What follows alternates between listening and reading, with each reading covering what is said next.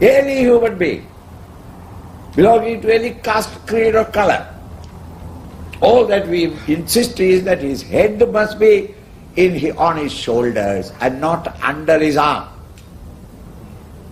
He must be a living creature. Such a human being, when he is acting in the world outside, dedicated to all his actions, dedicated to and surrendered to Brahman, with no attachment, no anxiety to get a reward out of it.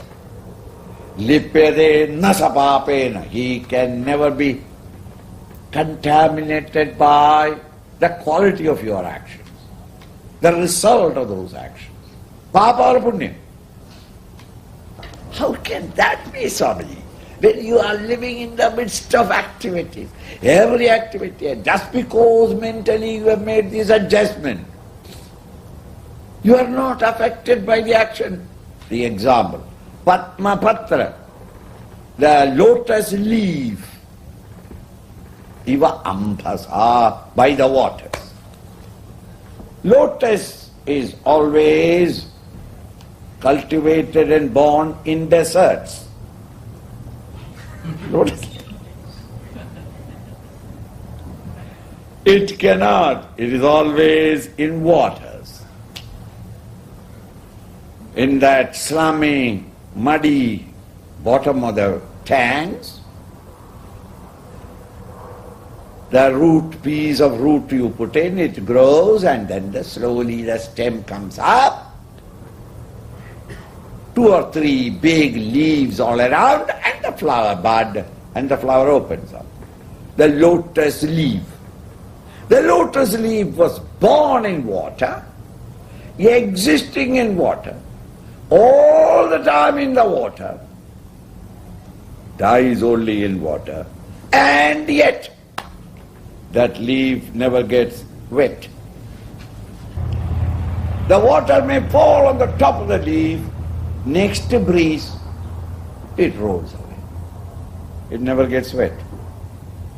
In the same way, a personality or a man who has got this wisdom, even though he is engaged himself in, from our standpoint, he is engaged in activities in the world outside.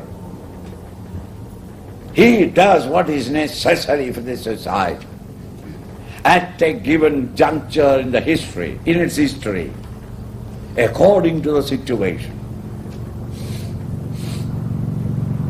He does the thing to bring harmony and peace in the society.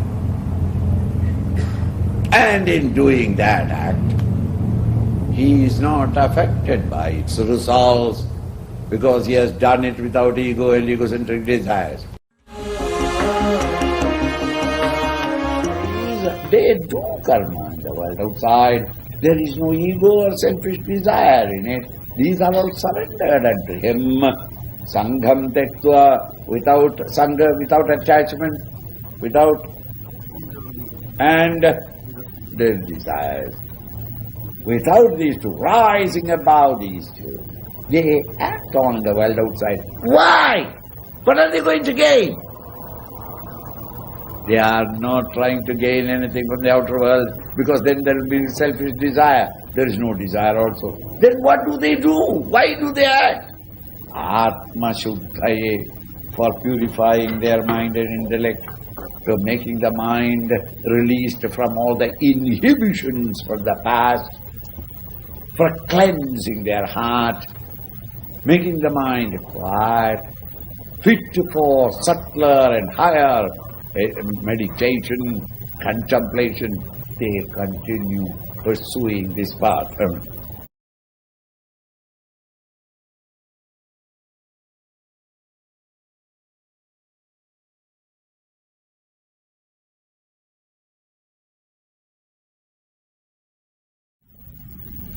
How do you say now and then that 20% I was feeling sleepy?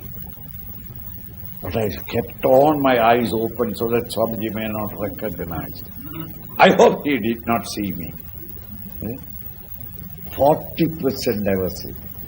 80% I was sleeping, it is then that the telephone call came. Oh, I didn't want to get up. 80% I was sleeping. 90%. It is the 99% sleeping that the wife asks you some question. Very urgent question. When are you getting up tomorrow? I am sleeping. You understand? Some empty question. Oh, you get. And when you say 98% I was sleeping, meaning the joy of sleep start coming to you the moment you quieten the mind. Quieter the mind, deeper the experience of sleep.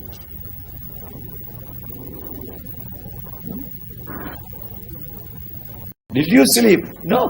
20 winks, I just laid down a little. Meaning, I really did not sleep, but I rested. That is refreshing enough.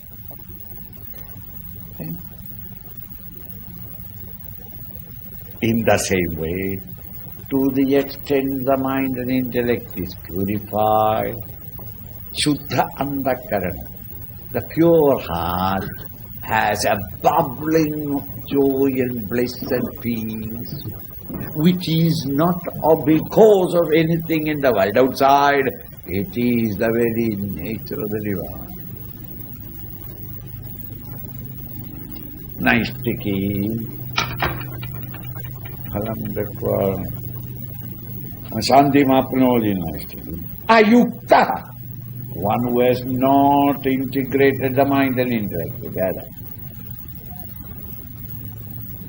Why? Kamakarena, because of his desire. Desire for what?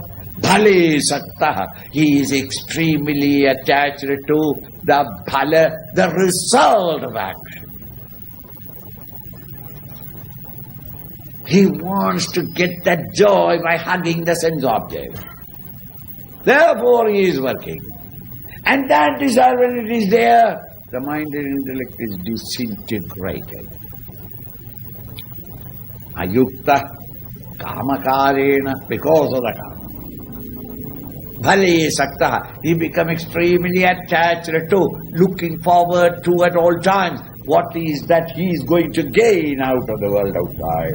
Nibadhyare, he becomes bound by the karma, conditioned by the karma. Vasanas are increased in his personality because he is functioning with ego and egocentric desire. The earlier one is one who has surrendered both the ego and egocentric desires and the altar of the divine, and when he acts on the world outside, he becomes more and more, the mind becomes more and more pure. Purer the mind, the greater the amount of your perception and experience of the Shanti, the peace, which is the nature of the reality. While those who are functioning with the desire, attached to the result of his action, his mind is always in a state of flux, and therefore he knows no Shanti, no mental peace at all. He may have possession, but no mental peace at all.